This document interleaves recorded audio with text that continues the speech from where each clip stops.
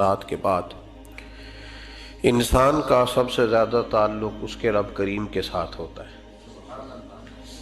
اللہ تبارک و تعالیٰ کی طرف سے اسے نعمتیں ملتی ہیں، رب کریم کی طرف سے اس پر عطائیں ہوتی ہیں۔ اللہ کی طرف سے وہ آیا ہے اور واپس اللہ ہی کی طرف لوٹ جائے گا۔ ابتدا بھی مالک کریم کی ذات ہے اور انتہا بھی اسی رب کریم کی ذات ہے۔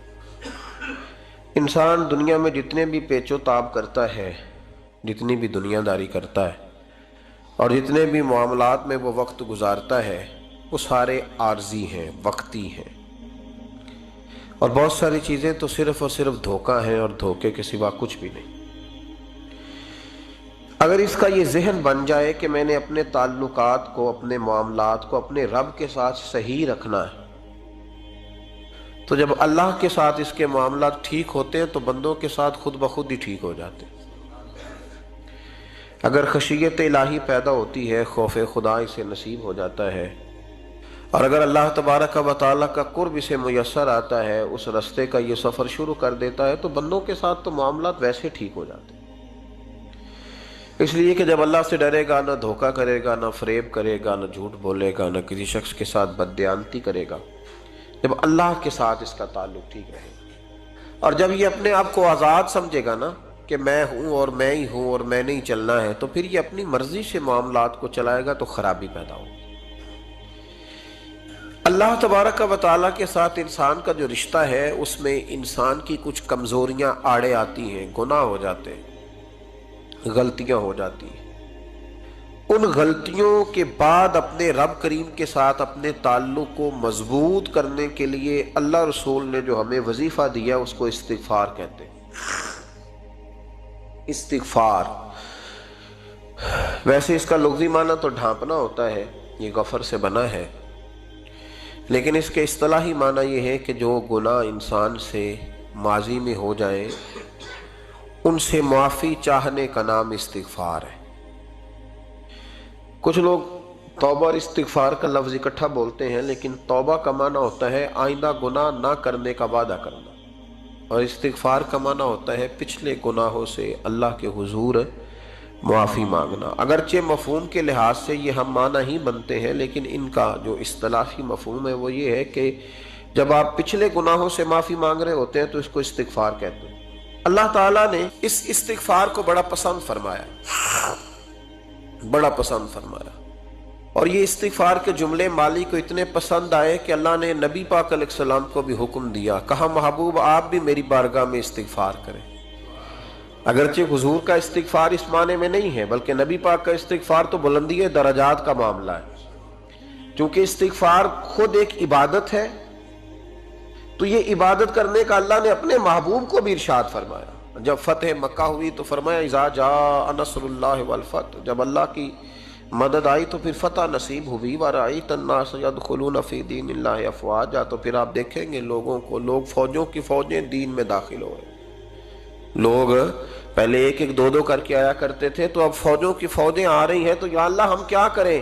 تو رب کریم نے فرمایا محبوب فَسَبِّحْ بِحَمْدِ رَبِّكَ وَاسْتَغْفِرْ، اپنے رب کے لیے حمد کرو، تسبیح پڑھو اور استغفار کرو۔ کیا کرو؟ استغفار، معافی مانگو، اس کے حضور آہذاری کرو، استغفار کرو۔ معنی یہ ہوا کہ جب تو غلطی ہو جائے پھر بھی استغفار کرو، جب اللہ زیادہ نعمتیں دے پھر بھی استغفار کرو۔ ہمارے ہاں یہ ہوتا ہے کہ جب تو کوئی نقصان ہوتا ہے تو وہ اللہ کی طرف سے ہوتا ہے، نقصان ہو جائے تو کہتے ہیں اللہ کی مرضی تھی، اور فائدہ ہو جائے تو کہتے ہیں میں نے محنت ہی بڑی کی تھی، میری جدوجہد بڑی تھی۔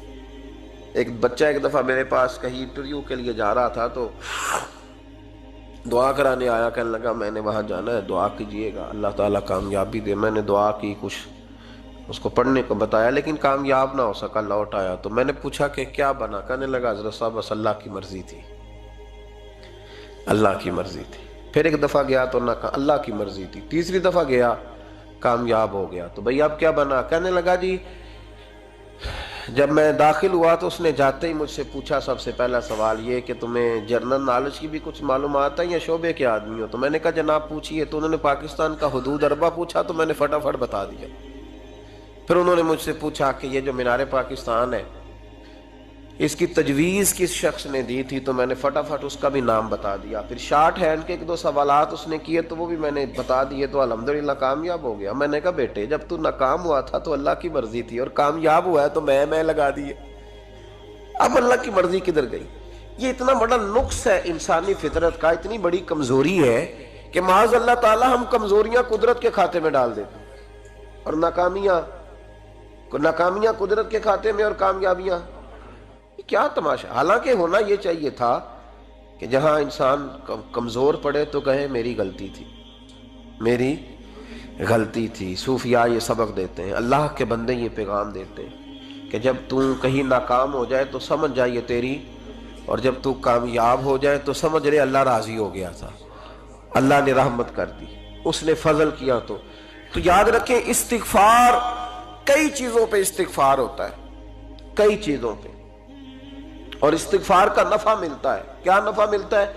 وہ سورہ نوح کی آیت نمبر 10، 11 اور 12 میں اللہ نے بیان فرمایا کہ استغفار صرف گناہ سے معافی چاہنے کا نام نہیں بلکہ استغفار کا تمہیں فائدہ ملے گا. کیا؟ رب فرماتے ہیں فَقُلْتُ اسْتَغْفِرُوا رَبَّكُمْ. جب حضرت نوح کی قوم قحط کا شکار ہو گئی، آزمائشیں آ گئیں، تو آ کے حضرت نوح سے کہنے لگے اب ہم کیا کریں؟ تو کیا کہا حضرت نوح نے؟ فرمایا فَقُلْتُ اسْتَغْفِرُوا رَبَّكُمْ. آپ نے فرمایا اپنے رب سے استغفار کرو، اپنے رب سے. انہوں نے قحط کی بات کی، انہوں نے کہا کہ کھیتیاں اجڑ گئی ہیں، بارش نہیں ہو رہی، قحط کی بات کی. آپ نے کیا کہا؟ استغفار کرو. کیوں کہ انہو کان غفارا، بے شک اللہ بڑا ہی بخشنے والا. وہ کیا کرے گا؟ یرسل السماء علیکم مدرارا، وہ تم پر موسلا دار بارش برسائے گا. جب تم استغفار کرو گے تو اللہ موسلا دار بارش برسائے گا. وَيُمْدِدْكُمْ، اور وہ تمہاری مدد کرے گا. استغفار کرنے والے کی اللہ کیسے مدد کرے گا؟ بِأَمْوَالٍ وَبَنِينَ، تمہیں مال بھی عطا کرے گا اور بیٹے بھی عطا کرے گا. بارش بھی دے گا استغفار کرنے والے کو اور مال اور اولاد سے اس کی مدد بھی کرے گا. وَيَجْعَلْ لَكُمْ جَنَّةٍ وَيَجْعَلْ لَكُمْ أَنْهَارًا، اللہ تمہیں جنت بھی عطا کرے گا اور تمہیں نہریں بھی عطا فرمائے گا. تمہارے لیے جنت بھی بنائے گا، انہار بھی بنائے گا. توبہ کا، استغفار کا تمہیں یہ فائدہ ملے گا.